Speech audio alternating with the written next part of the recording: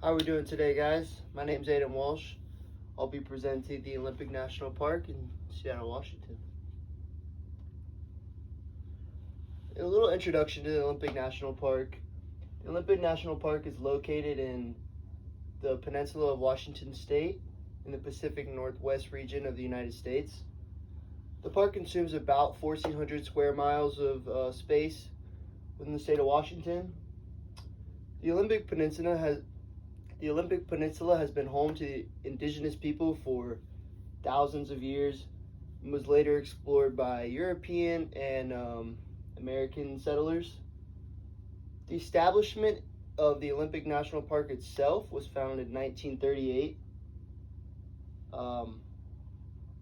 And today it attracts millions of visitors worldwide, nationwide, because of its breathtaking landscapes, wilderness, and wildlife.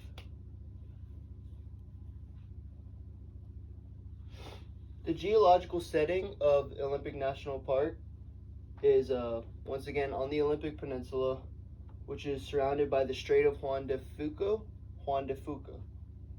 to the north and the west of the Pacific Ocean.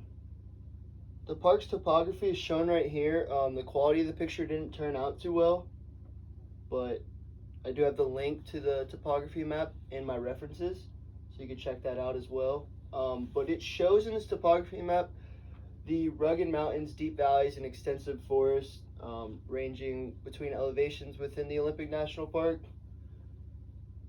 Sea level can go over to about 7,000 feet. But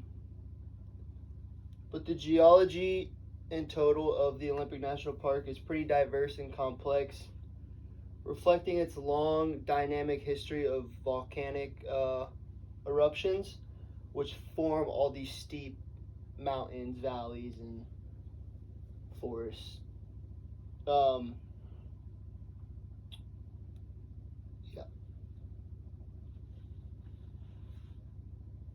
Following the geological setting,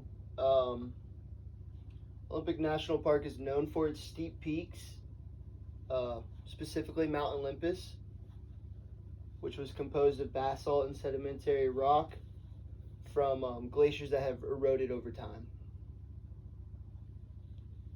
Once again, following the geological setting, another very important part about, not important, but like a well-known part about Olympic National Park is that it's got a bunch of streams and rivers, and because of that, the erosion of landscape over time has just weathered everything down.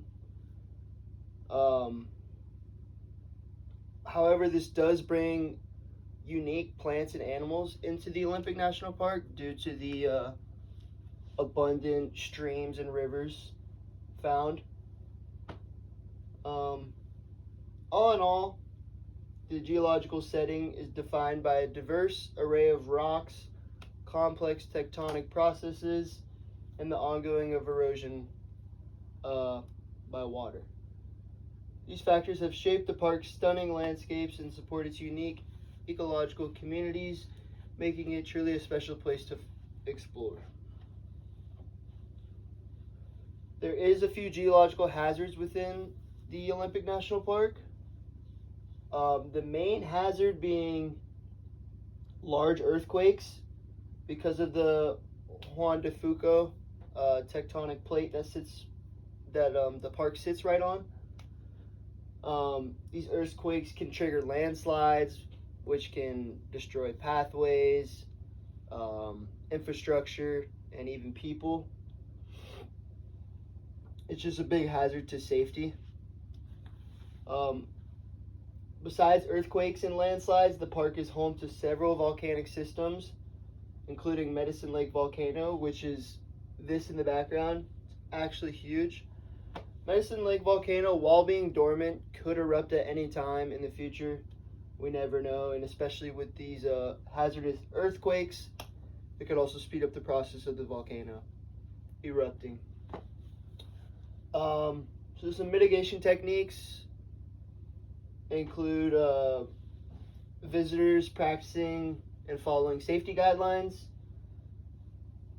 obeying all posted signs and warnings, and looking out for extreme weather coming in and broken down pathways and just high risk areas of hazardous conditions, which is all listed on the Olympic National Park page. You can find all this hazardous information and find the pathways to stay away from, never go off path. In addition, visitors should just bring safety equipment, medical stuff, just for any emergency. You just always want to be prepared. Now, the human relationship with Olympic National Park is pretty complex. The park's tourism industry is a significant contributor to the local economy, bringing tons of money in for small businesses, local businesses, and just revenue for everywhere around in general, because millions and millions of people visit this park every year. The park also serves as a destination for outdoor enthusiasts, so just bringing in even more people, so people can either go there for the businesses or the parks, outdoor activities that they offer.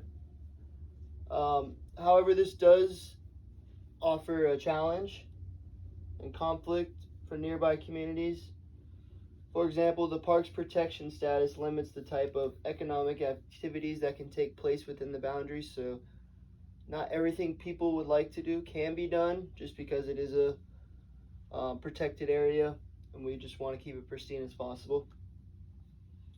Also, the park can suffer from overcrowding due to nearby communities, traffic congestion, and other negative impacts on local infrastructure. Following the human relationship with the park, for years there's been concerns about the impact of human activities on parks' ecosystems, such as pollution, habitat destruction for our wildlife, and climate change, just because of all the businesses and polluting air. But overall, the relationship between Olympic National Park and the human population surrounding the area is pretty mutualistic.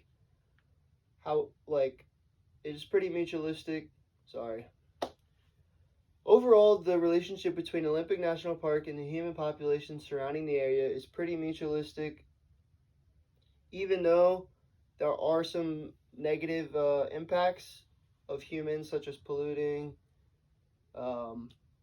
habitat destruction, and all that. There are tons of benefits. Just bringing more traffic to the national park creates more attention, which means more revenue for not only the park but the surrounding businesses. So all in all, the mutualistic benefits they do outweigh the negatives. Conclusion that I've come to about this national park is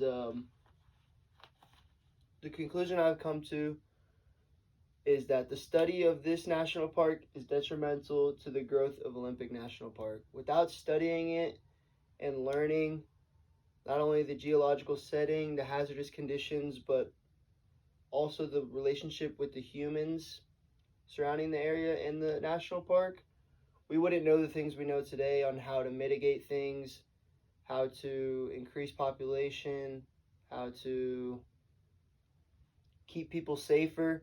We would not know that without studying these kinds of things.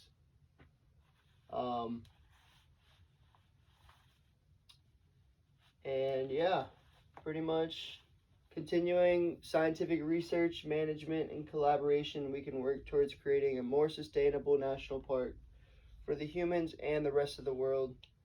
And we can do this all around the world. So I really enjoyed this study.